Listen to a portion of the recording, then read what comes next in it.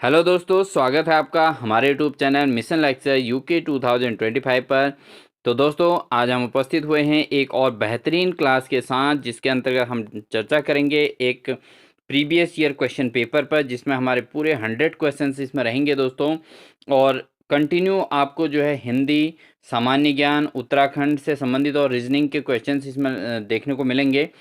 तो बहुत बेहतरीन ये क्लास होने वाली है दोस्तों, इसलिए बिल्कुल भी स्किप ना करें। और कंटिन्यू इसी प्रकार की क्लासेस के लिए आप हमारे चैनल को सब्सक्राइब कर लें, जिससे आपको कंटिन्यू क्लासेस का नोटिफिकेशन मिलता रहेगा दोस्तों। ठीक है, तो ज़्यादा देरी ना करते हुए दोस्तों क्लास को आगे बढ़ाते हैं और स्टार्ट करते हैं आज के क्वेश्चन का पहले क्वेश्चन से।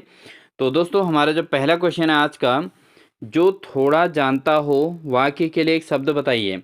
तो जो बहुत थोड़ा जानता है दोस्तों, उसके लिए एक शब्द क्या होता है। हमने वाक्यांश के लिए एक शब्द वाला टॉपिक कराया है दोस्तों, आप सिलेबस में जाके हिंदी के प्लेलिस्ट में देख सकते हैं। तो जो थोड़ा जानता है दोस्तों, उसको कहते हैं अल्पज्ञ। क्या कहते हैं उसको? अल्पज्ञ कहा जाता है दोस्तों। बहुत कम जानने वाले को अल्पज्ञ कहा जाता है दोस्तों। बढ़ते हैं दोस्तों इसका क्वेश्चन नंबर 2 में। क्वेश्चन नंबर 2 है, पोथिन पातड़ी नाम नरेण पंडित कहावत का सही अर्थ क्या है। तो पोथिन पातड़ी नाम नरेण पंडित, इस कहावत का सही अर्थ क्या है दोस्तों। इसका ऑप्शन है आपका, नाम के बड़े दर्शन के छोटे। नाम में क्या रखा है? पोथी पन्ना ही पंडित की पहचान है, और पोथी पन्ना कुछ नहीं फिर भी पंडित है। तो दोस्तों, इसका जो सही आंसर है वो है आपका ऑप्शन नंबर ए, यानी कि नाम के बड़े लेकिन दर्शन के छोटे। तो किस कहावत का अर्थ है दोस्तों ये? पोथी न पातड़ी नाम नरेण पंडित। ठीक है, इस कहावत का सही अर्थ है, नाम के तो बड़े हैं लेकिन दर्शन के छोटे हैं। बढ़ते हैं दोस्तों अगले प्रश्न में। प्रश्न नंबर 3 है दोस्तों, संघ की राजभाषा हिंदी और लिपि देवनागरी होगी, संविधान के किस अनुच्छेद में अंकित है। तो भारतीय संविधान के किस अनुच्छेद में यह अंकित किया गया है दोस्तों, कि जो संघ की भाषा है वो हिंदी होगी, लेकिन लिपि जो होगी वो देवनागरी होगी। तो यहाँ पर किस अनुच्छेद में यह अंकित किया गया है दोस्तों? तो इसका जो सही आंसर है दोस्तों वो है अनुच्छेद 343।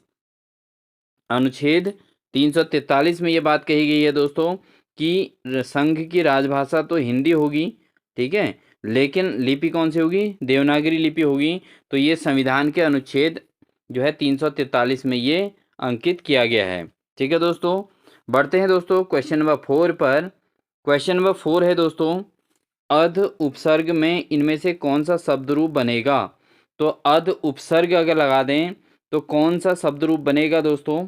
तो ऑप्शन दिया है आधार, अधीर, अधिकार या अधजला। तो दोस्तों कौन सा ऑप्शन सही होगा? इसका सही आंसर है दोस्तों वह है ऑप्शन नंबर डी, यानी कि अधजला। क्योंकि देखिए, उपसर्ग अध लगाना है दोस्तों, तो अध धन जला अगर हम लिखेंगे तो यहाँ पर दोनों शब्द अपने आप में क्या है दोस्तों? अपने आप में एक शब्द हैं जो अपना मीनिंग निकाल रहे हैं। तो अध जला, अध के बाद जला। ठीक है दोस्तों, तो अध उपसर्ग हो गया और जला जो है इसका जो है वाक्य को पूरा करता है। ठीक है दोस्तों, तो अध उपसर्ग इसमें लगा हुआ है अध जला में। बढ़ते हैं दोस्तों अगले प्रश्न में। अगला प्रश्न है, असंख्य कीर्ति रश्मियाँ विकीर्ण दिव्य दाहसी। ठीक है, असंख्य कीर्ति रश्मियाँ विकीर्ण दिव्य दाहसी, इस पंक्ति में कौन सा अलंकार है। तो दोस्तों, असंख्य कीर्ति रश्मियाँ विकीर्ण दिव्य दाहसी में कौन सा अलंकार है दोस्तों? तो इसमें जो अलंकार है दोस्तों वह है उपमा अलंकार। ठीक है दोस्तों, तो इसमें उपमा की गई है, तो इसलिए ये उपमा अलंकार है दोस्तों। समझ गए कौन सा अलंकार? उपमा अलंकार इस वाक्य में है। असंख्य कीर्ति रश्मियाँ विकीर्ण दिव्य दाहसी, इसमें है उपमा अलंकार। तो दोस्तों बहुत अच्छे से आप इसको तैयार कर लें। अगला प्रश्न है दोस्तों, ईश्वर की सहायता सबसे बड़ी होती है, इस वाक्य में के लिए लोकोक्ति है। तो ईश्वर की सहायता सबसे बड़ी होती है, इस वाक्य के लिए क्या लोकोक्ति है दोस्तों? ऑप्शन है, जितने मुंह उतनी बातें, जाको राखे साया मार सके न कोई, दीपक तले अंधेरा या छोटा मुंह बड़ी बात। तो दोस्तों इसके लिए जो सही राइट आंसर है वो है आपका, जाके राखो साइया मार सके न कोई। यानी कि जो ईश्वर की सहायता सबसे बड़ी होती है, जहाँ जिसके ऊपर ईश्वर की सहायता है तो उसको कोई भी मार नहीं सकता, उसको भगवान की सहायता उसको मिल रही है। ठीक है दोस्तों, बढ़ते हैं अगले प्रश्न में। अगला प्रश्न है दोस्तों क्वेश्चन नंबर 7, निम्न में से किस शब्द में इत प्रत्यय प्रयुक्त हुआ है? तो किस शब्द में इत का प्रत्यय जो प्रयुक्त हुआ है दोस्तों? जैसा आपका सतित्व, बचत, हर्षित या खपत।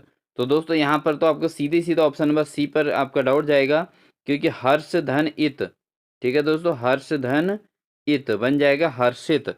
तो कौन सा ऑप्शन सही होगा दोस्तों? ऑप्शन नंबर सी इसका सही आंसर रहेगा दोस्तों, ठीक है। बढ़ते हैं अगले प्रश्न में दोस्तों। अगला प्रश्न है, संटा किसे कहते हैं? संटा, 100 के ऊपर बिंदा है दोस्तों। संटा कौन सा शब्द है, किस शब्द का अर्थ है संटा? तो दुष्ट व्यक्ति को, अदला बदली को, या सौगुना को, या संत समागम को। तो संटा किसे कहा जाता है दोस्तों? तो संटा का मतलब होता है दोस्तों अदला बदली। क्या होता है दोस्तों? अदला बदली करने को कहा जाता है संटा, ठीक है दोस्तों। तो बहुत ध्यानपूर्वक इस क्लास को देखिए वो दोस्तों, और अपने आप को जरूर टेस्ट कीजिएगा कि आप इसमें 100 में से कितने अंक प्राप्त कर रहे हैं, और कमेंट सेक्शन में अपना रिप्लाई जरूर दीजिएगा दोस्तों। आप लगातार क्लास तो वॉच करते हैं, लेकिन लाइक और जो है कमेंट सेक्शन में रिप्लाई नहीं देते हैं दोस्तों, तो प्लीज़ आप इस तरीके का भी कीजिएगा। बढ़ते हैं दोस्तों अगले प्रश्न में। अगला प्रश्न हमारे पास है, निम्नलिखित में से गीतावली किसकी रचना है? तो गीतावली किसकी रचना है दोस्तों? तो इसका जो सही आंसर है दोस्तों वो है आपका ऑप्शन नंबर ए, यानी कि गीतावली जो है दोस्तों वो तुलसीदास की रचना है। गीतावली किसकी रचना है दोस्तों? वह है तुलसीदास की रचना। बाकी इसमें सूरदास, कबीरदास, मीराबाई सारे ऑप्शन दिए थे, बट हम इसमें सही आंसरों को ज़्यादा महत्व देंगे, इसलिए जो है गलत आंसरों को मैं इसमें नहीं पढ़ रहा हूँ दोस्तों, ठीक है। तो गीतावली किसकी रचना है? तुलसीदास की रचना है। बढ़ते हैं दोस्तों अगले प्रश्न में। अगला प्रश्न क्वेश्चन नंबर 10 है दोस्तों, निम्नलिखित विलोम शब्दों में से कौन सा शब्द, कौन सा युग्म गलत है? तो दोस्तों यहाँ पर तो आपको ऑप्शन सुनने पड़ेंगे। अमृत का विष, आय व्यय, अनुज अनुजा, उपस्थित अनुपस्थित। तो कौन सा युग्म इसमें गलत है दोस्तों, ये पूछा गया है। तो इसका जो सही आंसर रहेगा दोस्तों वो है आपका ऑप्शन नंबर सी, अनुज अनुजा। तो ये जो है गलत है। अनुज का जो विलोम शब्द होता है दोस्तों वो क्या होता है? अग्रज होता है दोस्तों। क्या होता है? अनुज का विलोम शब्द अग्रज होता है, और ये युग्म जो है यहाँ पर अनुज अनुजा युग्म गलत है दोस्तों, ठीक है। बढ़ते हैं दोस्तों अगले प्रश्न में। अगला प्रश्न हमारे पास है क्वेश्चन नंबर 11 दोस्तों। क्वेश्चन नंबर 11 है, कुमाऊनी का गात शब्द है। कुमाऊनी का गात शब्द है। तो ये गात शब्द क्या है दोस्तों? तत्सम है, या तद्भव है, या देशज है, विदेशी है? तो जो गात शब्द है दोस्तों ये आपका तद्भव है। क्या है दोस्तों? तद्भव शब्द है गात, ठीक है। तत्सम नहीं है, संस्कृत का शब्द सेम टू सेम नहीं लिया गया है। ये जो है तद्भव शब्द है दोस्तों, जो जो है लोकल लैंग्वेज के अकॉर्डिंग जो शब्द बदल जाते हैं उनको तद्भव कहा जाता है दोस्तों। तो यहाँ पर गात शब्द जो है तद्भव शब्द है, ठीक है दोस्तों। बढ़ते हैं अगले प्रश्न में दोस्तों। अगला प्रश्न है, य माता राजभानस लगा, ठीक है। यह माता राजभानस लगा, इस छंद गणना के सूत्र में गणों की संख्या कितनी है? तो इसमें जो अगर छंद गणना के हिसाब से देखें तो कितने गण हैं इसमें दोस्तों? तो इसका ऑप्शन है आपका 9, 8, 10 या 7। तो दोस्तों इसमें जो टोटल गणों की संख्या है, इसमें जो है 8 वर्णों में 8 गणों के नाम यहाँ पर हैं। कितने हैं दोस्तों? 8। इसका बी ऑप्शन सही रहेगा दोस्तों, क्योंकि यहाँ पर 8 वर्ण हैं, ठीक है, और इसमें जो है 8 गणों का उपयोग किया गया है दोस्तों। बढ़ते हैं दोस्तों अगले प्रश्न में। अगला प्रश्न है, चयन शब्द में संधि विच्छेद होगा। तो चयन शब्द जो है दोस्तों उसका संधि विच्छेद क्या होगा?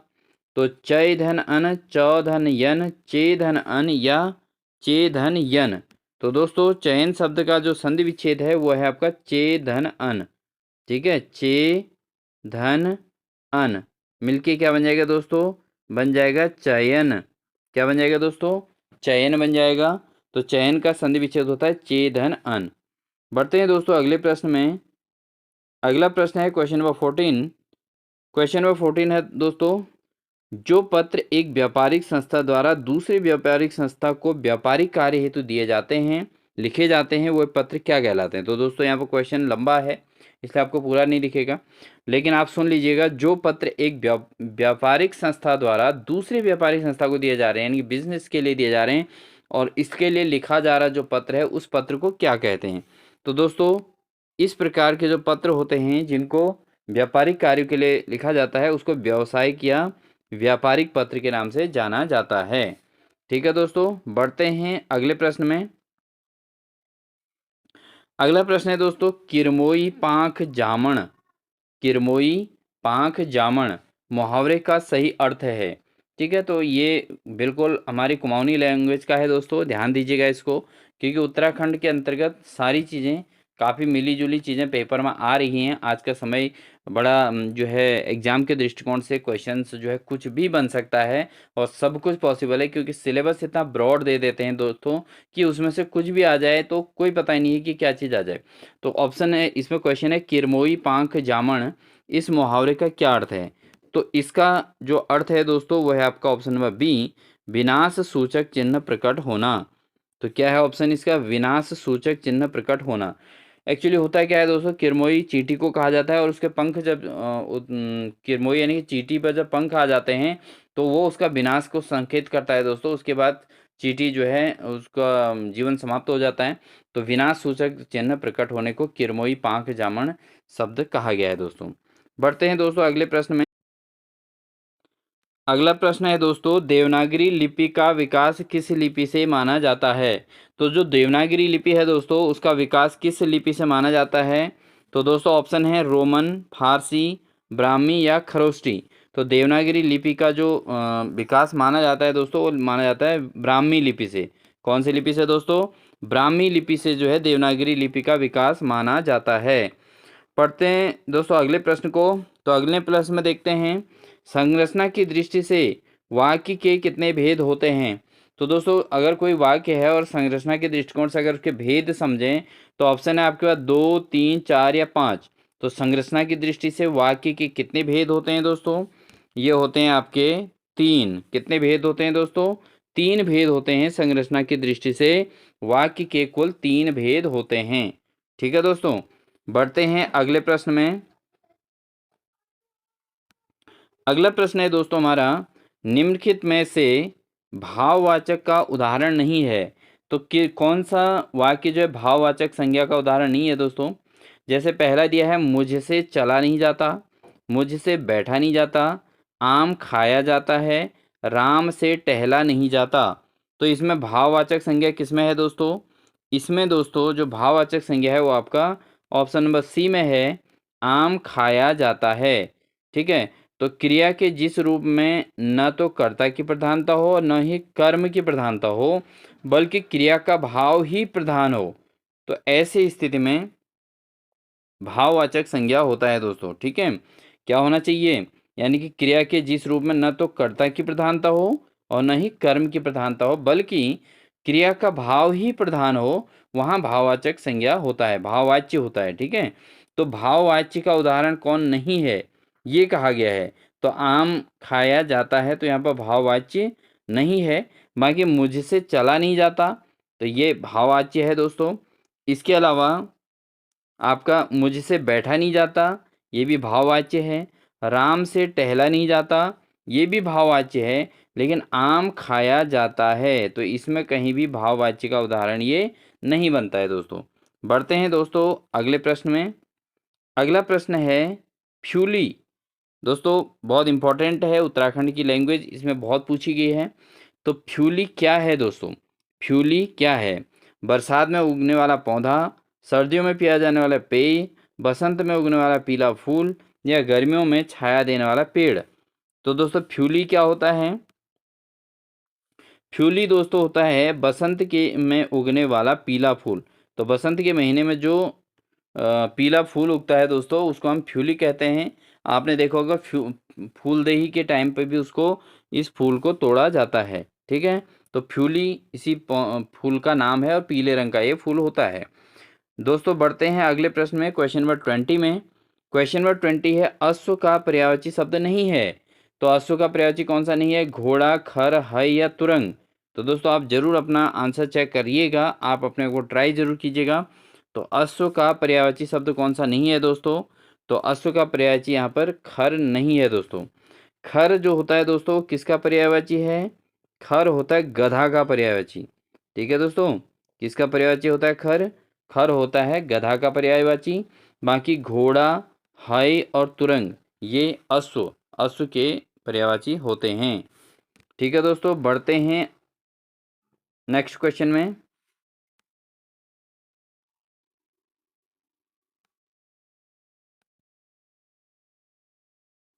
अगला क्वेश्चन है दोस्तों, निम्नलिखित आकृतियों में से असंगत को चुनिए। तो दोस्तों यहाँ पर आपको कुछ जो है चिन्ह दिए गए हैं, यानी कि यहाँ पर ये ड्राइंग बनाई गई है, आप देख सकते हैं। इसमें आप देखेंगे तो ये जो कार्टून बनाया गया है, इसमें एक ऊपर को बनाया गया है, फिर इसके बाद दो इसके हैंड बनाए गए हैं ऊपर को, और पाँव दोनों नीचे को बनाए गए हैं। और उसके बाद जो सेकंड है, इसमें नेक्स्ट वाले में भी आप देख रहे होंगे कि इसमें जो बनाया गया है दोस्तों, वो क्या बनाया गया है? इसमें एक हाथ ऊपर को बनाया गया है और एक हाथ नीचे को बनाया गया है। ठीक है, इस तरीके का आप देख रहे होंगे। ठीक है, इसमें थोड़ा अंतर ढूंढना है। और थर्ड वाले में आप देख रहे होंगे दोनों नीचे को बनाए गए हैं। ठीक है, तो थर्ड वाले में जो है दोनों हाथ नीचे को बनाए गए हैं, और फोर्थ वाले में दो एक हाथ ऊपर एक हाथ नीचे बनाया गया है। तो दोस्तों इसमें जो होगा, क्योंकि थर्ड वाले में दोस्तों एक भी हाथ ऊपर को नहीं बनाया गया है, तो इसलिए ये जो है इनमें असंगत है। ठीक है, तो ये रीजनिंग का क्वेश्चन था दोस्तों, बहुत आसान क्वेश्चन होते हैं, इसमें कोई ज़्यादा दिक्कत वाली बात नहीं, इनको बहुत आसानी से आप कर लेंगे। ठीक है, बढ़ते हैं दोस्तों अगले में। ये कहता है कि दी गई आकृति को पूर्ण करें। तो इस आकृति को पूर्ण करना है दोस्तों, तो देखेंगे इस बॉक्स को हमने पूरा करना है दोस्तों। इस तरीके से आ जाएगा, और फिर ऐसे आ जाएगा, और साथ ही इस प्रकार से आ जाएगा। तो आप इस प्रकार की आकृति को हम देखें तो हमारे पास जो बनती है दोस्तों, वो ऐसे बनेगी, इस तरीके की आकृति बनेगी, और ये बीच में ये लाइन बनेगी, ये लाइन ऐसे बनेगी, और ये इस तरीके का ये बनेगा। तो ऐसी जो आकृति होगी, इसका सही आंसर होगा दोस्तों। तो इसका क्या आंसर सही है, इसको हम देखते हैं नीचे। ठीक है, क्योंकि इसके ऑप्शन हमारे पास जो है इस तरीके से होंगे। तो इसका जो सही आंसर बनेगा दोस्तों, वो बनेगा ऑप्शन नंबर सी। आप देख लिए होंगे, ये सी उसी टाइप का है जैसा हमने डायग्राम इसमें प्राप्त किया था। ठीक है दोस्तों, तो रीजनिंग के क्वेश्चन हैं, तर्क शक्ति पर आधारित होते हैं ये, और ये चित्र जो बने होते हैं इनको आसानी से समझा जा सकता है, बहुत क्रिटिकल कुछ भी नहीं होता दोस्तों इसमें। ठीक है, बढ़ते हैं दोस्तों अगले प्रश्न में। अगला प्रश्न है, इस श्रृंखला को पूर्ण करें। तो यहाँ पर एक श्रृंखला दी गई है क्वेश्चन की, और इसमें पूर्ण करें कहा गया है दोस्तों।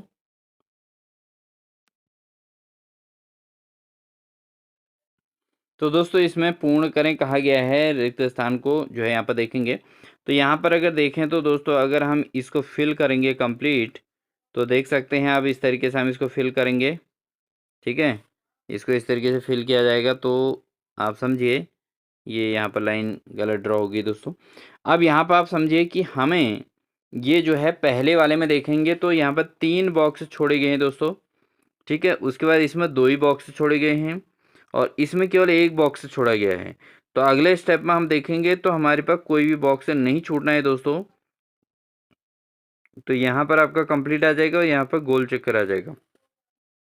कुल मिला के इस तरीके से दोस्तों ये फिल होगा, यानी कि ऑप्शन नंबर ए इसका जो है राइट आंसर हो जाएगा दोस्तों। ठीक है, तो ये तार्किक क्वेश्चन है, इसको आप बहुत समझ के कर सकते हैं एग्जाम में। ठीक है, बहुत आसान क्वेश्चन भी है दोस्तों। बढ़ते हैं दोस्तों अगले प्रश्न में। अगला प्रश्न आएगा हमारा, असंगत को चुनें। ठीक है, तो रीजनिंग के क्वेश्चन ऐसे आते हैं दोस्तों, असंगत को चुनें। जैसे जीरा, मूंगफली, दालचीनी और काली मिर्च, तो इनमें से कौन असंगत है दोस्तों? अगर हम बात करें जीरा, दालचीनी और काली मिर्च, ये तीनों के तीनों मसालों में आते हैं, बट मूंगफली जो है डायरेक्टली खाई जा सकती है। तो ऑप्शन बी इसका सही आंसर हो जाएगा दोस्तों। अगला प्रश्न है दोस्तों, समाचार पत्र जो है इसका रेशियो प्रेस के साथ दिया गया है, तो कपड़े का रेशियो किसके साथ होगा? तो समाचार पत्र जब प्रेस में बनते हैं, लिखे जाते हैं, तो ऐसे कपड़ा का कहाँ यूज होता है? जैसे दर्जी, कपड़ा, और उसके अलावा आपका फाइबर या मिल। तो समाचार पत्र अगर जो है आपका प्रेस से प्रकाशित होता है, तो कपड़ा कहाँ से बनता है दोस्तों? वो बनता है मिल से। ठीक है, तो कपड़े की मिल होती है, तो कपड़ा मिल से बनता है। अगला क्वेश्चन है दोस्तों, ट्रेडमार्क शब्द के पहले, तीसरे, पांचवें और छठे अक्षरों का प्रयोग करके प्रत्येक शब्द में प्रत्येक अक्षर का केवल एक बार प्रयोग करके कितने अर्थपूर्ण शब्द बनाए जा सकते हैं। तो बहुत महत्वपूर्ण ये क्वेश्चन रहता है दोस्तों। इस प्रकार के क्वेश्चन बार बार पूछे जाते हैं। तो दोस्तों यहाँ पर ट्रेडमार्क में जो हमें पहला अक्षर लेना है, पहला अक्षर टी है। तीसरे नंबर का अक्षर लेना है, यानी कि तीसरे नंबर का ए है, आप देख सकते हैं। उसके बाद पाँचवें नंबर की बात करें तो पाँचवें नंबर पर ई है, ठीक है। और छठे नंबर में एम है, ठीक है दोस्तों। तो इसके अक्षरों का प्रयोग करते हुए प्रत्येक शब्द में प्रत्येक अक्षर का केवल एक ही बार प्रयोग करके कितने अर्थपूर्ण शब्द बनाए जा सकते हैं। तो दोस्तों एक तो बन जाएगा TAEM, ठीक है। TAEM तो कोई जो है इसमें वर्ड नहीं बनेगा दोस्तों, इसको हम चेंज करेंगे। एक बन सकता है हमारा TEAM, तो एक तो बन जाएगा टीम, ठीक है दोस्तों, बट स्पेलिंग यही लेनी है। एक तो बन जाएगा टीम और एक बन जाएगा दोस्तों आपका TAME। क्या बन जाएगा? TAME, टेम, ठीक है दोस्तों, एक ये बन जाएगा। और एक बन जाएगा आपका MEAT। अगर हम इसको आगे पीछे करें तो मीट, मीट बन जाएगा दोस्तों। और एक बन जाएगा आपका MATE, मेट, ठीक है दोस्तों। तो इस तरीके से कितने शब्द बनाए जा सकते हैं? इससे बन सकते हैं ऑप्शन नंबर डी, यानी कि 4 शब्द इससे बनाए जा सकते हैं। एक टीम, एक टेम, एक मीट और एक मेट, ठीक है दोस्तों। तो ये 4 स्पेलिंग से 4 ही शब्द बन सकते हैं, बाकी शब्द इससे नहीं बन सकते। बढ़ते हैं दोस्तों अगले प्रश्न में। अगला प्रश्न है दोस्तों क्वेश्चन नंबर 28। लुप्त संख्या ज्ञात कीजिए। तो लुप्त संख्या ज्ञात करनी है, जैसे दिया है 2, 2, 5, 13, ठीक है दोस्तों, और 28। तो दोस्तों जो 2 है, अगर हम पहले नंबर के 2 को देखें तो 2 प्लस 1 का स्क्वायर माइनस 1। अगर हम देखें तो 2 धन 1 का स्क्वायर 1 माइनस 1 यानी कि 0, तो आंसर इसका 2 ही आएगा। दूसरे नंबर वाले 2 के लिए देखें तो 2 धन, अगर हम 2 का स्क्वायर माइनस 1 करेंगे तो कितना हो जाएगा दोस्तों? तो यहाँ पे 2 का स्क्वायर माइनस 1 यानी कि 2 प्लस 2 का स्क्वायर 4 हो जाएगा, और 4 माइनस 1 यानी कि 3, तो कितना आ जाएगा दोस्तों? 5 आ जाएगा। अगला हम अगर 5 प्लस यहाँ पर कर देंगे 3 का स्क्वायर माइनस 1, तो 3 का स्क्वायर करेंगे दोस्तों तो 5 प्लस 3 का स्क्वायर 9, 9 माइनस 1 हो जाएगा 8, तो 8 और 5 13 है दोस्तों। और चौथे में हम कर देंगे दोस्तों 28 प्लस 4 का स्क्वायर, सॉरी 13 प्लस 4 का स्क्वायर माइनस 1 करेंगे तो 4 का स्क्वायर 16, 16 माइनस 1 15 हो जाएगा दोस्तों। और यहाँ 13 आपका था ही पहले वाला, तो 13 प्लस 15 यानी कि 28 हो जाएगा दोस्तों, ठीक है। 28 यहाँ पर आया। अब जो नेक्स्ट डिजिट आएगी वो क्या आएगी दोस्तों?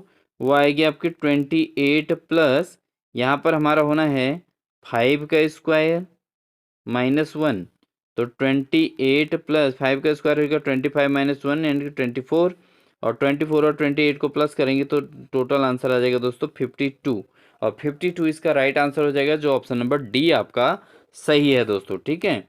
बढ़ते हैं दोस्तों अगले प्रश्न में।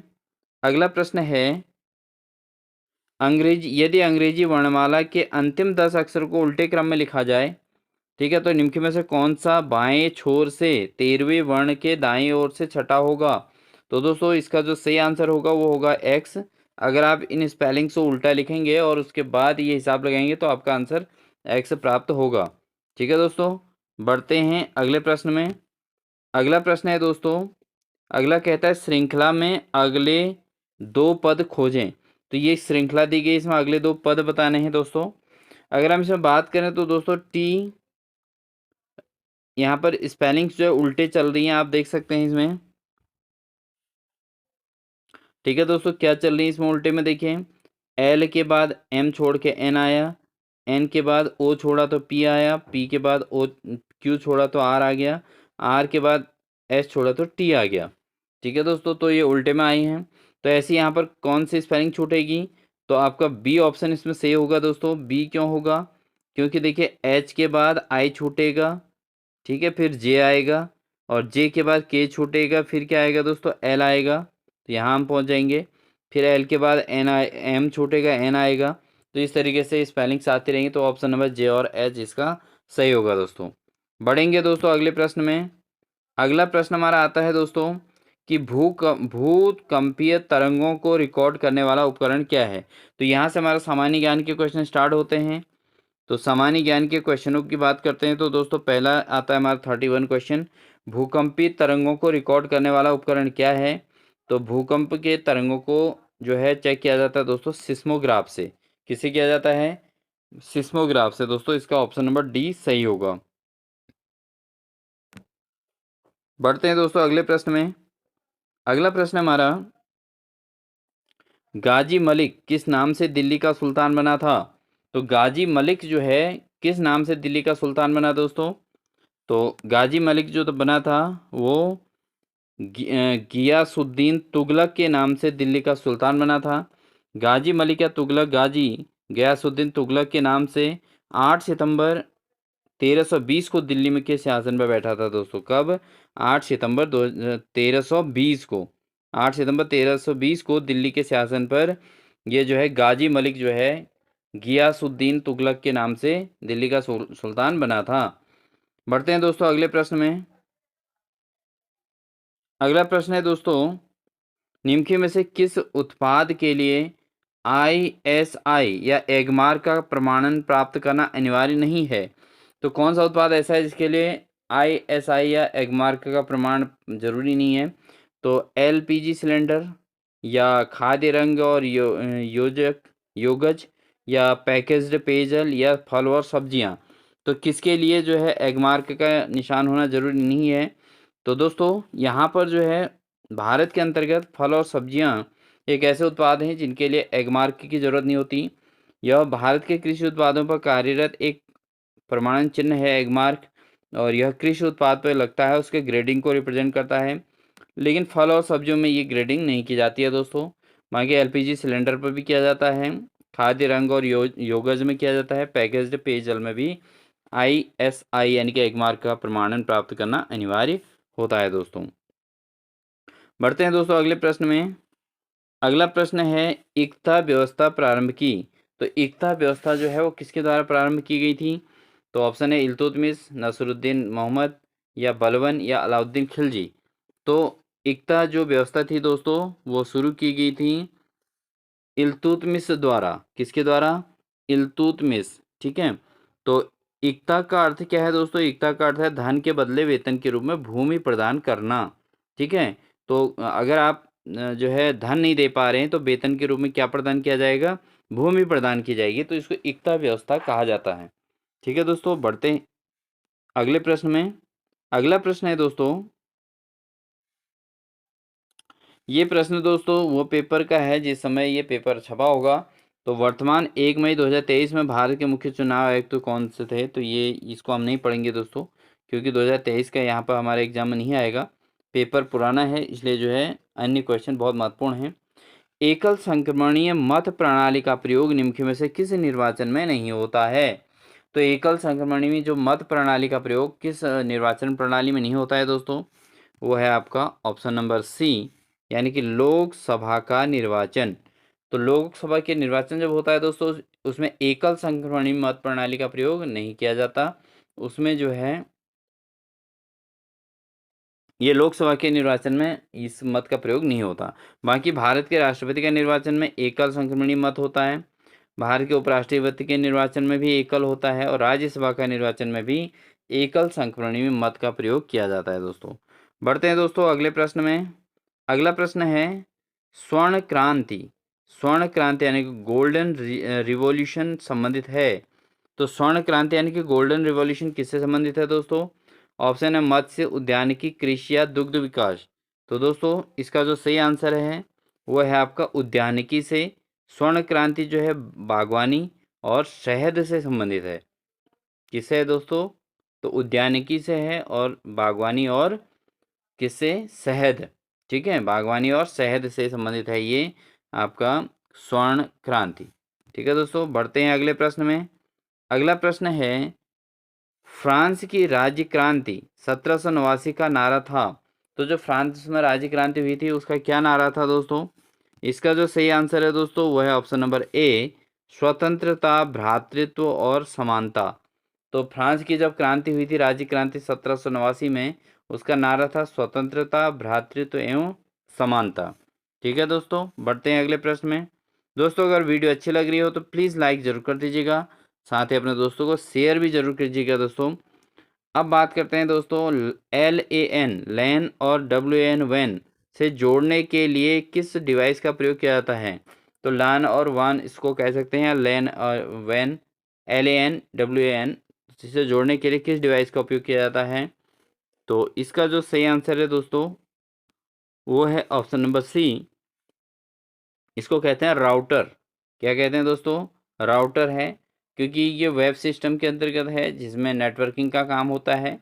तो इस नेटवर्किंग के लिए किस डिवाइस का उपयोग किया जाता है? वो किया जाता है दोस्तों राउटर का उपयोग किया जाता है। बढ़ते हैं दोस्तों अगले प्रश्न में।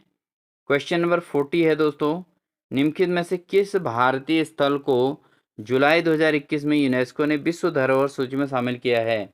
तो बहुत महत्वपूर्ण क्वेश्चन है दोस्तों। जुलाई 2021 में भारतीय एक स्थान है जिसको यूनेस्को ने विश्व धरोहर सूची में शामिल किया है। ऑप्शन है बृहदेश्वर मंदिर यानी कि तंजावुर, या छत्रपति शिवाजी टर्मिनल मुंबई, नालंदा महाविहार नालंदा, या काकतीय रुद्रेश्वर मंदिर वारंगल। तो दोस्तों इसका जो सही आंसर है वो है आपका ऑप्शन नंबर डी, यानी कि काकतीय रुद्रेश्वर मंदिर वारंगल। ठीक है दोस्तों, तो 25 जुलाई ये किया गया था दोस्तों। 25 जुलाई 2021 को जो है यूनेस्को ने विश्व धरोहर स्थलों की सूची में तेलंगाना के वारंगल, कहाँ है दोस्तों? वारंगल तेलंगाना में है, और यहाँ काकतीय रुद्रेश्वर मंदिर है। ये मंदिर जो है इन्होंने विश्व धरोहर सूची में शामिल किया है। बढ़ते हैं दोस्तों अगले प्रश्न में। अगला प्रश्न हमारा कोका कोला है। तो कोका कोला क्या है दोस्तों? बहुराष्ट्रीय कंपनी, राष्ट्रीय कंपनी, ग्रामीण कंपनी, या उपरोक्त में से कोई नहीं? तो दोस्तों कोका कोला जो है ये एक बहुराष्ट्रीय कंपनी है, कोका कोला। और ये आपने देखा भी होगा दोस्तों, बहुत सारे लोग पीते भी हैं। तो बहुराष्ट्रीय कंपनी है कोका कोला। ठीक है दोस्तों, बढ़ते हैं अगले प्रश्न में। अगला प्रश्न 42 है हमारा दोस्तों, निम्न में से कौन सा ऑपरेटिंग सिस्टम का उदाहरण है? तो ऑपरेटिंग सिस्टम का उदाहरण कौन सा है? MS डॉस, या उबंटू, या एंड्रॉयड, या उपरोक्त में से सभी सही हैं? तो इसका जो सही आंसर है दोस्तों ऑप्शन नंबर डी है। और डी कौन सा है कि सारे के सारे ऑपरेटिंग सिस्टम है, MS डॉस भी, उबंटू भी, और एंड्रॉयड भी, ये सभी जो हैं दोस्तों ये ऑपरेटिंग सिस्टम है कंप्यूटर के अंदर। ठीक है दोस्तों, नाम क्या है? MS डॉस, उबंटू, एंड्रॉयड, ये सभी। ठीक है दोस्तों, बढ़ते हैं अगले प्रश्न में। अगला प्रश्न है दोस्तों, निम्न में से कौन सा ग्रह सबसे छोटा एवं सूर्य के नज़दीक है? तो कौन सा ग्रह सूर्य के नज़दीक और सबसे छोटा ग्रह है दोस्तों? वो है आपका बुध। बुध ग्रह जो है सबसे छोटा है, और साथ ही साथ ये सूर्य के से सबसे नज़दीक का ग्रह है। ठीक है दोस्तों, बढ़ते हैं दोस्तों अगले प्रश्न में। अगला प्रश्न हमारा है 1959 1959 में राजस्थान के शीघ्र पश्चात किस राज्य ने पंचायती राज व्यवस्था को अपनाया था? तो किस राज्य ने पंचायती राज व्यवस्था को राजस्थान के बाद अपनाया था जस्ट? तो दोस्तों ये राज्य का नाम है आंध्र प्रदेश, और इसने जो है 2 अक्टूबर, कब दोस्तों? 2 अक्टूबर 1959। ठीक है दोस्तों, 2 अक्टूबर 1959 को पंचायती राज व्यवस्था को स्थापित किया गया था इसके द्वारा, और ये जो है राज्य है आंध्र प्रदेश। अगला प्रश्न है दोस्तों, ब्रिटिश ईस्ट इंडिया कंपनी को बंगाल की दीवानी कब प्राप्त हुई? तो ब्रिटिश ईस्ट इंडिया कंपनी को बंगाल की दीवानी कब प्राप्त हुई दोस्तों? ऑप्शन है 1745, 1765, 1771, या 1784। तो दोस्तों हम सीधे सही आंसर पर जाते हैं, तो इसका ऑप्शन है ऑप्शन नंबर बी, यानी कि 1765 ईस्वी में इसे ईस्ट इंडिया कंपनी को बंगाल की दीवानी प्राप्त हुई थी। ठीक है, तो मुगल सम्राट शाह आलम द्वितीय ने इसको जो है ईस्ट इंडिया कंपनी को बंगाल की दीवानी प्रदान की थी। ठीक है दोस्तों, बढ़ते हैं अगले प्रश्न में। अगला प्रश्न हमारे पास है, निम्न में से किसने संविधान सभा में उद्देश्य प्रस्ताव प्रस्तुत किया था? तो उद्देश्य नामक प्रस्ताव किसने संविधान सभा में जो है प्रस्तुत किया था दोस्तों? ऑप्शन है राजेंद्र प्रसाद, वीएन राव, जवाहरलाल नेहरू और टीटी कृष्णमाचारी। तो ये किया था दोस्तों ऑप्शन नंबर सी, यानी कि पंडित जवाहरलाल नेहरू ने संविधान सभा में उद्देश्य प्रस्ताव प्रस्तुत किया था। ठीक है, और कब किया था दोस्तों? 13 दिसंबर 1946 को। कब किया था? 13 दिसंबर 1946 को ये जो है प्रस्ताव प्रस्तुत किया गया था। बढ़ते हैं दोस्तों अगले प्रश्न में। अगला प्रश्न हमारे पास है दोस्तों, भारतीय राष्ट्रीय कांग्रेस के किस अधिवेशन में भारत छोड़ो आंदोलन का प्रस्ताव पारित किया गया था? तो भारतीय राष्ट्रीय कांग्रेस के किस अधिवेशन में भारत छोड़ो आंदोलन प्रस्ताव पारित हुआ? ऑप्शन है कलकत्ता अधिवेशन, बम्बई, गुजरात या दिल्ली अधिवेशन। तो इसका जो राइट आंसर है दोस्तों वह है आपका बम्बई अधिवेशन में।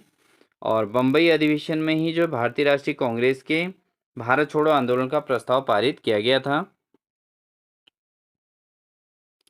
अगला क्वेश्चन है दोस्तों, भारतीय जनगणना 2011 के अनुसार भारत में जनसंख्या घनत्व क्या है?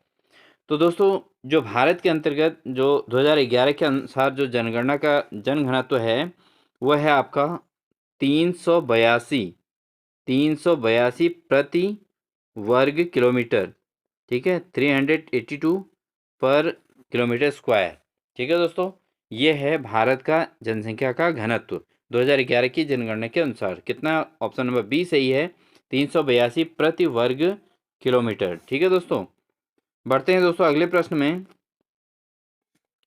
अगला प्रश्न है, यू आकार घाटी निर्मित होती है किसके द्वारा होती है दोस्तों? नदी द्वारा, हिमानी द्वारा, भूमिगत जल द्वारा या वायु द्वारा? तो यू आकार की जो घाटी निर्मित होती है दोस्तों वो होती है आपके हिमानी द्वारा। ठीक है, यू आकार की घाटी किसके द्वारा निर्मित होती है? ये होती है दोस्तों हिमानी द्वारा। बहुत इंपॉर्टेंट क्वेश्चन है, बार बार क्वेश्चन पूछा जाता है दोस्तों।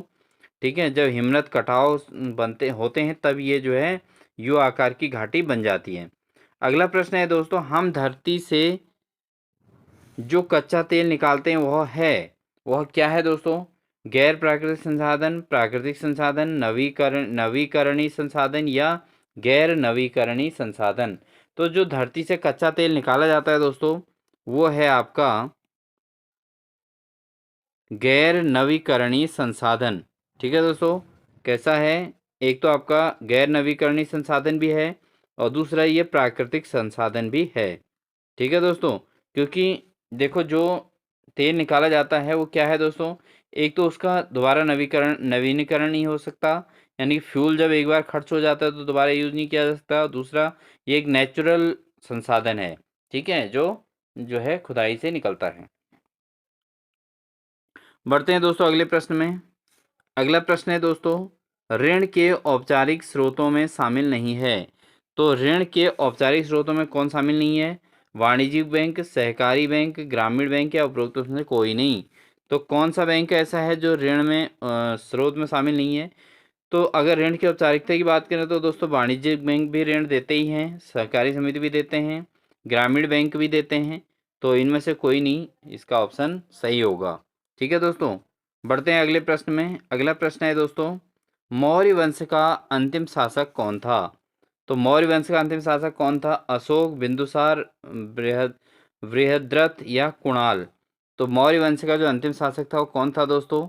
इसका जो सही आंसर होगा दोस्तों वो होगा ऑप्शन नंबर सी, बृहद्रथ। ठीक है, धनवन का पुत्र जो बृहद्रथ था दोस्तों मौर्य राज्य का साम्राज्य का अंतिम शासक रहा था। बढ़ते हैं दोस्तों अगले प्रश्न में। भारत में सबसे मीठे पानी की झील, मीठे जल की झील कौन सी है? वुलर झील, डल झील, लोकटक झील या नौकुचिया ताल?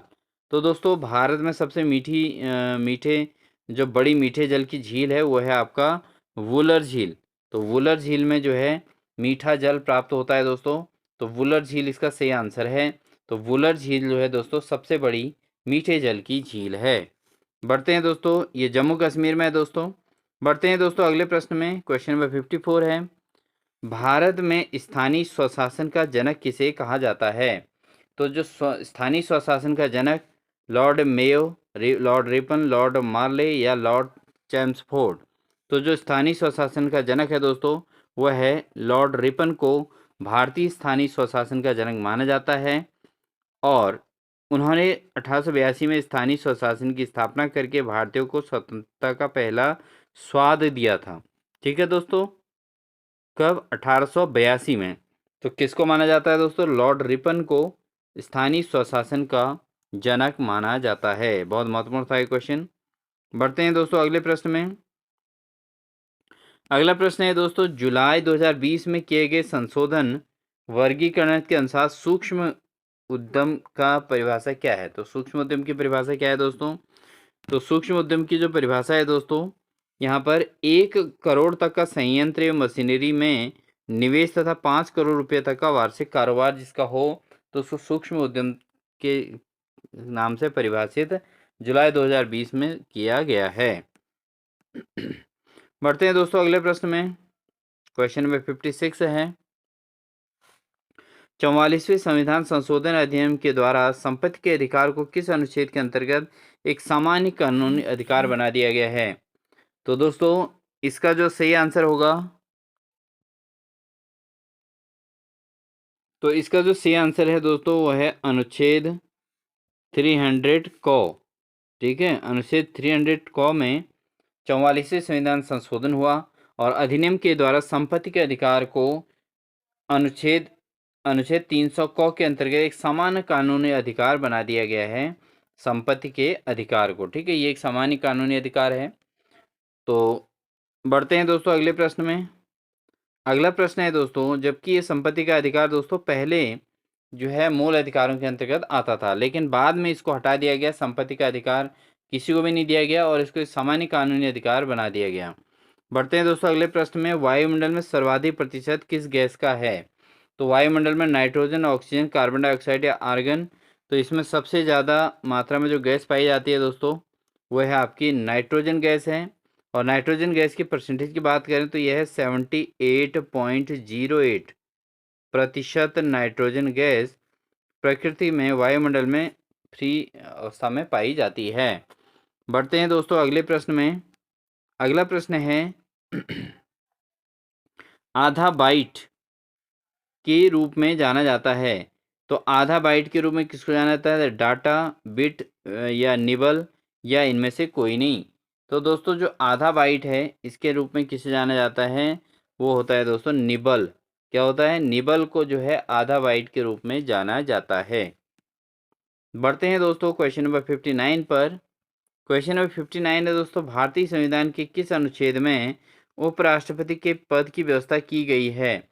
तो भारतीय संविधान के किस अनुच्छेद में उपराष्ट्रपति के पद की व्यवस्था की गई है दोस्तों? तो इसका जो सही आंसर है वह है भारतीय संविधान के 63वें उपराष्ट्रपति का पद का उल्लेख है। 63वें अनुच्छेद में जो है उपराष्ट्रपति का पद होने की व्यवस्था की बात कही गई है। बढ़ते हैं दोस्तों अगले प्रश्न में। अगला प्रश्न है, निम्नलिखित में से कौन सा कंप्यूटर मेमोरी की माप इकाइयों का सही आरोही क्रम है? तो कंप्यूटर की जो मेमोरी है उसके मापन की सही जो क्रम है वो क्या है दोस्तों? वो आपका ऑप्शन नंबर है दोस्तों, ऑप्शन नंबर ए, जिसमें केबी, एमबी, जीबी और टीबी। ठीक है दोस्तों, क्या होता है? पहले केबी होता है और उसके अलावा केबी किलोबाइट, उसके बाद एमबी मेगाबाइट होता है और उससे छोटा जो जो होता है दोस्तों वो होता है गीगाबाइट और उससे छोटा जो होता है दोस्तों टेराबाइट होता है। तो ये हैं जो है कंप्यूटर मेमोरी की माप इकाइयों का सही आरोही क्रम दोस्तों। ठीक है, बढ़ेंगे अगले प्रश्न में।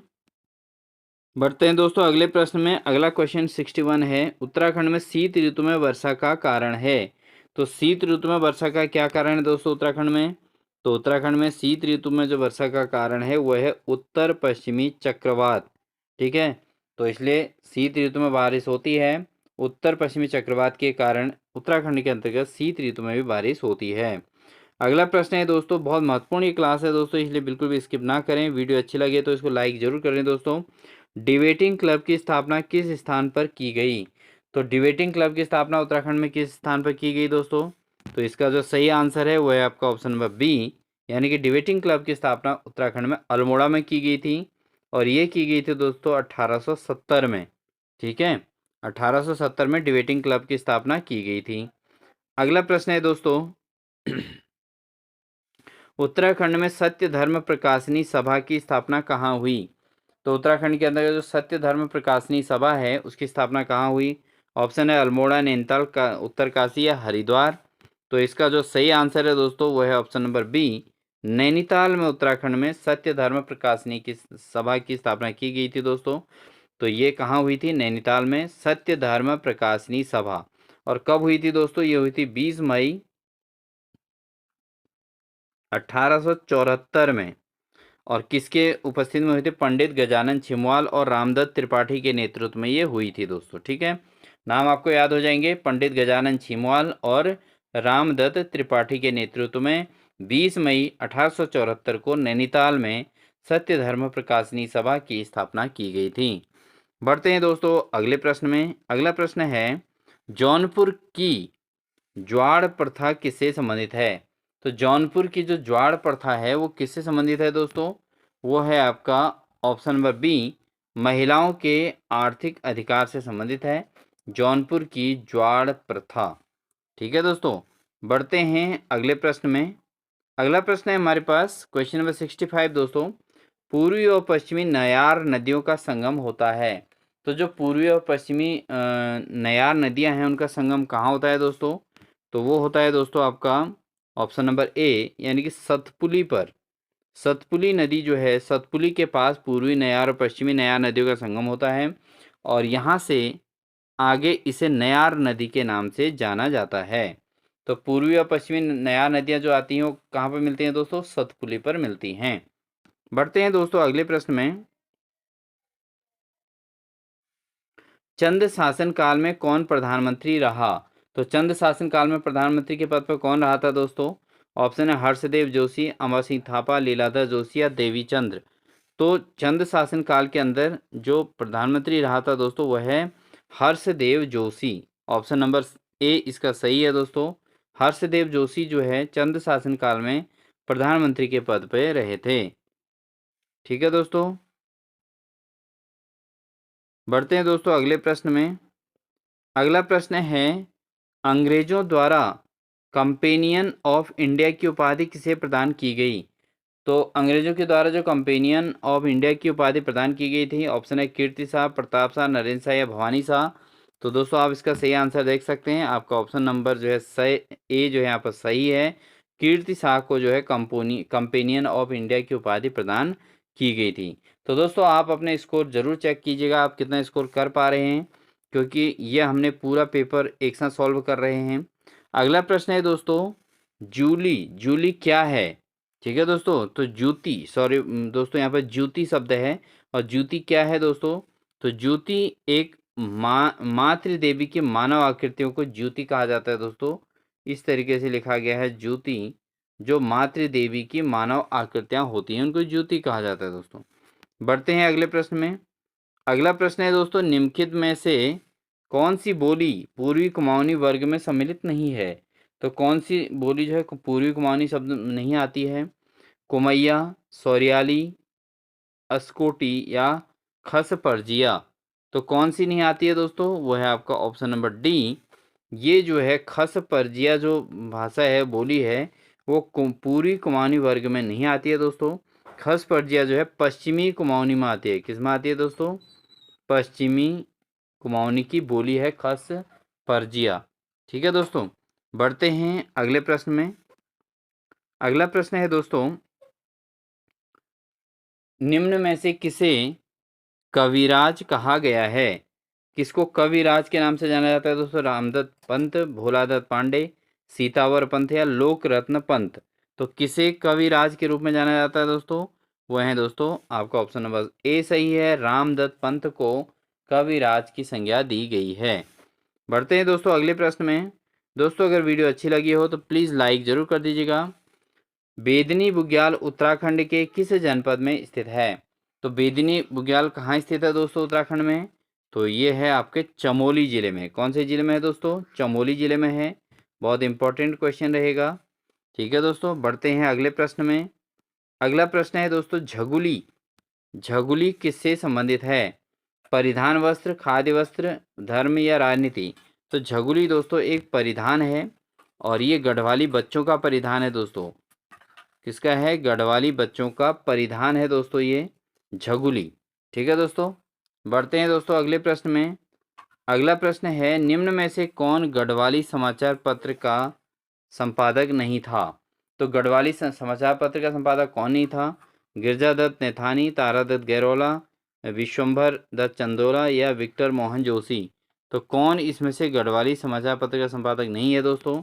तो इसका जो आंसर है वो ऑप्शन नंबर डी है, विक्टर मोहन जोशी जो हैं ये जो है बद्रीदत्त पांडे जी के जेल के बाद जाने के बाद शक्ति अखबार का इन्होंने संपादन किया था, लेकिन ये गढ़वाली समाचार पत्र के संपादक नहीं थे। बाकी गिरजादत्त नैथानी, तारादत्त गैरोला और विश्वंभर दत्त चंदोला ये गढ़वाली समाचार पत्र के संपादक रहे हैं दोस्तों। बढ़ते हैं दोस्तों अगले प्रश्न में। अगला प्रश्न है क्वेश्चन नंबर 74, निम्न में से किस स्थान पर सेना की छावनी स्थित थी? तो कहाँ उत्तराखंड के अंदर कहाँ जो है सेना की छावनी थी? ऑप्शन है लैंसडाउन, श्रीनगर, कोटद्वार या ऋषिकेश। तो कहाँ पे थी दोस्तों? इसका जो सही आंसर है वो छावनी जो है लैंसडाउन में थी दोस्तों। ठीक है, और अभी भी लैंसडाउन में छावनी है दोस्तों, आपको पता ही होगा। तो इसका जो आंसर है वो है आपका ऑप्शन नंबर ए, यानी कि लैंसडाउन में जो है सेना की छावनी है। अगला प्रश्न है दोस्तों, मुलिंगला दर्रा उत्तराखंड के किस जिले में स्थित है? चमोली, उत्तरकाशी, पिथौरागढ़ या बागेश्वर। तो जो मोलिंगला दर्रा है दोस्तों वो है आपका ऑप्शन नंबर बी, यानी कि उत्तरकाशी में आपका मोलिंगला दर्रा है। और ये उत्तरकाशी और तिब्बत को जोड़ता है दोस्तों। किसको? उत्तरकाशी और तिब्बत को जोड़ने वाला ये दर्रा है। बढ़ते हैं दोस्तों अगले प्रश्न में। अगला प्रश्न है, निम्न में से किस वर्ष गढ़वाल एक स्वतंत्र जिला बना था? तो किस साल में गढ़वाल एक स्वतंत्र जिला बना था दोस्तों? तो वो बना था 1839 में गढ़वाल एक स्वतंत्र जिला बन गया था। ठीक है दोस्तों, बढ़ते हैं अगले प्रश्न में। अगला प्रश्न है दोस्तों क्वेश्चन नंबर 77, निम्न में से किसने कूली बेगार आंदोलन को एक रक्तहीन क्रांति की संज्ञा दी है? तो कूली बेगार जो आंदोलन हुआ था दोस्तों उसमें रक्त का बहाव नहीं हुआ था, और उसमें सरयू नदी के किनारे जो है बेगार लेने वाले जो रजिस्टर थे उन रजिस्टरों को बहा दिया गया था। तो ये रक्तहीन क्रांति की संज्ञा इसको दी गई है दोस्तों। तो किसने दी दोस्तों? महात्मा गांधी, जवाहरलाल नेहरू, वल्लभ भाई पटेल या सरोजनी नायडू। तो इसका जो राइट आंसर है दोस्तों वो है ऑप्शन नंबर ए, यानी कि महात्मा गांधी ने कूली बेगार आंदोलन को एक रक्तहीन क्रांति की संज्ञा दी थी। बढ़ते हैं दोस्तों अगले प्रश्न में। अलकनंदा में दाहिनी ओर से मिलने वाली सहायक नदी कौन सी है? तो अलकनंदा में दाहिने ओर से कौन सी नदी आती है दोस्तों, ये आपको पता होना चाहिए। तो यहाँ पर पिंडर, नंदाकिनी, मंदाकिनी या भिलंगना। तो दोस्तों अलकनंदा में जो दाहिनी ओर से मिलने वाली सहायक नदी है वो होती है मंदाकिनी। कौन सी नदी है दोस्तों? वह है मंदाकिनी नदी, दाईं ओर से आती है और एकमात्र ऐसी नदी है जो अलकनंदा में दाहिनी तरफ से आकर मिलती है। ठीक है दोस्तों, बाकी नदियाँ सारी बाएं साइड से आती हैं, लेकिन अलकनंदा में जो दाहिनी ओर से मिलने वाली सहायक नदी वो है मंदाकिनी। ठीक है दोस्तों, बिल्कुल याद रखें इसको। बढ़ते हैं अगले प्रश्न में। अगला प्रश्न नंबर 79 है दोस्तों, निम्न में से किस लोक नृत्य में केवल पुरुष ही हिस्सा लेते हैं? तो ऐसा कौन सा लोक नृत्य है जिसमें केवल पुरुष हिस्सा लेते हैं? जैसे चांचरी, वरदा नटी, थड़िया या छोलिया। तो कौन सा नृत्य ऐसा है दोस्तों? वो है ऑप्शन नंबर डी, यानी कि छोलिया नृत्य ऐसा है जो पहली बात बिना गाना गाए इस नृत्य को किया जाता है, और दूसरा इसमें केवल पुरुष ही हिस्सा लेते हैं। ठीक है दोस्तों, बढ़ते हैं अगले प्रश्न में। अगला प्रश्न है दोस्तों, दसौली ग्राम स्वराज्य मंडल दसौली ग्राम स्वराज मंडल की स्थापना किसने की? तो जो दसौली ग्राम स्वराज मंडल की स्थापना की थी चंद्र प्रसाद भट्ट, सुंदरलाल बहुगुणा, राधा बहन या तारादत्त शर्मा। तो इसका जो सही आंसर है दोस्तों वह है ए, यानी कि चंडी प्रसाद भट्ट। इन्होंने 1964 में ये कर दी थी दोस्तों। ठीक है, दसौली ग्राम स्वराज्य मंडल की स्थापना इन्होंने कर दी थी 1964 में। किसने की थी दोस्तों? ये की थी दसौली ग्राम स्वराज्य मंडल की स्थापना चंडी प्रसाद भट्ट ने की थी और 1964 में की थी दोस्तों। अगला क्वेश्चन है दोस्तों, 2011 की जनगणना के अनुसार उत्तराखंड में किस जिले में सबसे कम लिंगानुपात है? तो ऑप्शन है नैनीताल, हरिद्वार, अल्मोड़ा या पौड़ी। तो 2011 की जनगणना के अनुसार जो है सबसे कम लिंगानुपात वाला जो जिला है वह है हरिद्वार, और हरिद्वार का लिंगानुपात जो है दोस्तों वह है 880। ठीक है, तो लिंगानुपात आप जानते होंगे दोस्तों, पुरुष और महिलाओं के हिसाब से इसको किया जाता है। तो 1000 पुरुषों पे 880 जो है महिलाएं हैं हरिद्वार में। तो हरिद्वार का लिंगानुपात जो है सबसे कम है। बढ़ते हैं दोस्तों अगले प्रश्न में। अगला प्रश्न है दोस्तों, valley of Doon, valley of Doon के लेखक कौन हैं? ऑप्शन है A.R. गिल, एटकिंसन, ट्रेल और लूसिंगटन। तो वैली ऑफ दून के जो लेखक हैं दोस्तों वह हैं आपके A.R. गिल। तो A.R. गिल ने वैली ऑफ दून नामक पत्रिका यहाँ पर लिखी है। ठीक है दोस्तों, बढ़ते हैं अगले प्रश्न में। अगला प्रश्न है दोस्तों, 1930 में नैनीताल में झंडा सत्याग्रह का आरंभ किसने किया? तो 1930 में नैनीताल में झंडा सत्याग्रह का आंदोलन किसने किया, प्रारंभ किसने किया था दोस्तों? गोविंद वल्लभ पंत, बद्रीदत्त पांडे, भैरवदत्त जोशी या हरगोविंद पंत। तो 1930 में नैनीताल में झंडा सत्याग्रह का जो आरंभ किया था दोस्तों वो किया था ऑप्शन नंबर ए, यानी कि गोविंद वल्लभ पंत ने किया था। और बाकी भगीरथ पांडे, इंद्र सिंह नयाल, देवकीनंदन पांडे और हर्षदेव औली, और इन सभी लोगों ने इसमें सपोर्ट किया था दोस्तों, लेकिन झंडा सत्याग्रह का जो आरंभ करने का क्रेडिट जाता है वो गोविंद वल्लभ पंत को जाता है।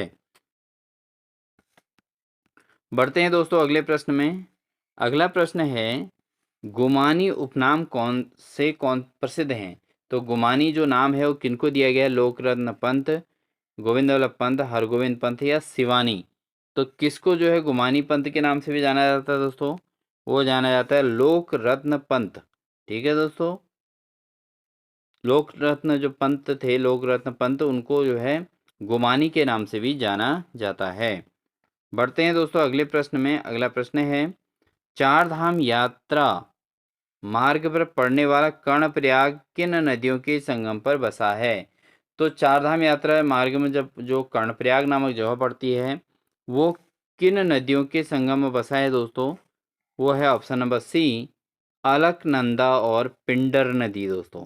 ठीक है, कर्णप्रयाग कहाँ है दोस्तों? अलकनंदा और पिंडर नदियों के संगम पर स्थित है। बढ़ते हैं दोस्तों अगले प्रश्न में।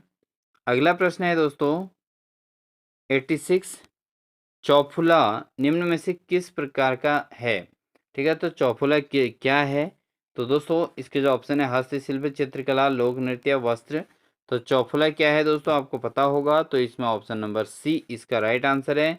चौफुला जो है एक प्रकार का नृत्य है, डांस है दोस्तों। ठीक है, बढ़ते हैं दोस्तों अगले प्रश्न में। अगला प्रश्न है, निम्न में से कौन सा प्राचीन किला अल्मोड़ा शहर में अवस्थित नहीं है? तो कौन सा किला ऐसा है जो अल्मोड़ा जिले के अंतर्गत नहीं आता है? खगमरा किला बिल्कुल एक ऑप्शन है, लाल मंडी किला एक ऑप्शन है, कोटोलगढ़ का किला एक और है, और मल्ला महल का किला, तो ये भी एक ऑप्शन है। तो दोस्तों इसका जो सही आंसर है वो है आपका ऑप्शन नंबर सी, यानी कि कोटोलगढ़ का किला। ये जो है अल्मोड़ा शहर के अंदर अवस्थित नहीं है। बाकी खगमरा किला अल्मोड़ा में है, लाल मंडी का किला अल्मोड़ा में है, और मल्ला महल का किला भी अल्मोड़ा में ही अवस्थित है। लेकिन कोटोलगढ़ का किला जो है अल्मोड़ा जिले के अंतर्गत नहीं आता। बढ़ते हैं दोस्तों अगले प्रश्न में। उत्तराखंड में ग्राम्य विकास और पलायन निवारण आयोग कहाँ स्थित है? तो उत्तराखंड के अंतर्गत जो ग्राम्य विकास और पलायन निवारण आयोग है वो कहाँ स्थित है दोस्तों? ऑप्शन है टिहरी गढ़वाल, अल्मोड़ा, पौड़ी गढ़वाल या चंपावत। तो इसका जो सही आंसर है वो है ऑप्शन नंबर सी, यानी कि पौड़ी गढ़वाल में जो है उत्तराखंड के ग्राम्य विकास एवं पलायन निवारण आयोग जो है स्थित है दोस्तों। ठीक है, पौड़ी गढ़वाल में। बढ़ते हैं दोस्तों अगले प्रश्न में। अगला प्रश्न है क्वेश्चन नंबर 89। 89 कहता है दोस्तों, उत्तराखंड में प्रकाशित होने वाला प्रथम समाचार पत्र निम्न में से कौन सा था? तो उत्तराखंड के अंतर्गत प्रकाशित होने वाला जो पहला समाचार पत्र था दोस्तों वो था आपका ऑप्शन नंबर सी, यानी कि समय विनोद। कौन सा था दोस्तों इनमें? समय विनोद। और इसकी जो प्रकाशन हुआ था वो 1868 में किया गया था। 1868 में इसका प्रकाशन हुआ था दोस्तों। बढ़ते हैं दोस्तों अगले प्रश्न में। अगला प्रश्न है क्वेश्चन नंबर 90। रंग बिरंगी तितलियों का संग्रहालय कहाँ स्थित है? तो रंग बिरंगी तितलियों का संग्रहालय कहाँ है दोस्तों? भवाली, नैनीताल, भीमताल या हल्द्वानी? तो इसका जो सही आंसर है वो है ऑप्शन नंबर सी, यानी कि भीमताल में जो दोस्तों रंग बिरंगी तितलियों का संग्रहालय स्थित है। ठीक है दोस्तों, बढ़ते हैं अगले प्रश्न में। अगला प्रश्न है दोस्तों, उत्तराखंड के किस शहर ने राज्य में G20 शिखर सम्मेलन 2023 की पहली बैठक की मेजबानी की थी? तो G20 2023 में हुआ था दोस्तों ये। ठीक है, G20 हुआ था शिखर सम्मेलन। तो इसमें मेजबानी जो है किसके द्वारा की गई थी दोस्तों? तो इसका जो सही आंसर है वो आंसर है बी, यानी कि रामनगर में इसकी मेजबानी हुई थी। ठीक है, नैनीताल के पास में। तो ये जो है आपका रामनगर ऑप्शन सही हो जाएगा। बढ़ते हैं दोस्तों अगले प्रश्न में। अगला प्रश्न कहता है हालिया तथा साझी शब्द किससे संबंधित हैं? हालिया तथा साझी शब्द किससे संबंधित हैं दोस्तों? ऑप्शन है कृषि से, व्यापार से, मनोरंजन से या संगीत से। तो हालिया और साझी जो शब्द हैं दोस्तों वो हैं कृषि से संबंधित। किससे हैं? कृषि से संबंधित हैं। बढ़ते हैं दोस्तों अगले प्रश्न में। अगला प्रश्न है सतलज एवं काली नदियों के मध्य स्थित हिमालयी क्षेत्र को क्या कहा जाता है?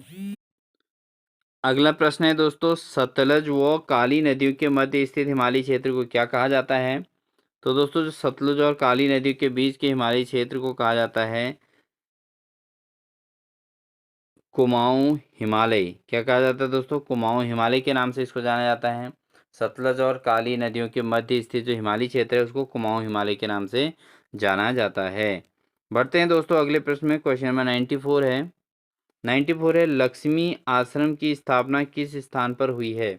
तो लक्ष्मी आश्रम उत्तराखंड के किस स्थान पर है? कौसानी, ताड़ीखेत, नैनीताल या पिथौरागढ़?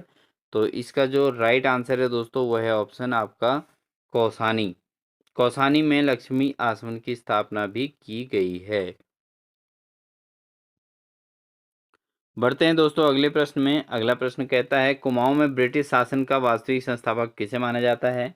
तो कुमाऊं में जो ब्रिटिश शासन का वास्तविक संस्थापक जो माना जाता है दोस्तों वो माना जाता है आपका ट्रेल को। किसे माना जाता है दोस्तों? ट्रेल को माना जाता है कुमाऊं के अंतर्गत ब्रिटिश शासन का वास्तविक संस्थापक। ठीक है दोस्तों, बढ़ते हैं अगले प्रश्न में। अगला प्रश्न है दोस्तों बादल फटना। बादल फटना किस प्रकार की आपदा है? तो बादल फटना किस प्रकार की आपदा है दोस्तों? इसका जो सही आंसर है वो है ऑप्शन नंबर ए, यानी कि वायुमंडलीय आपदा इसका नाम दिया गया है बादल फटने को। ठीक है दोस्तों, बढ़ते हैं दोस्तों अगले प्रश्न में।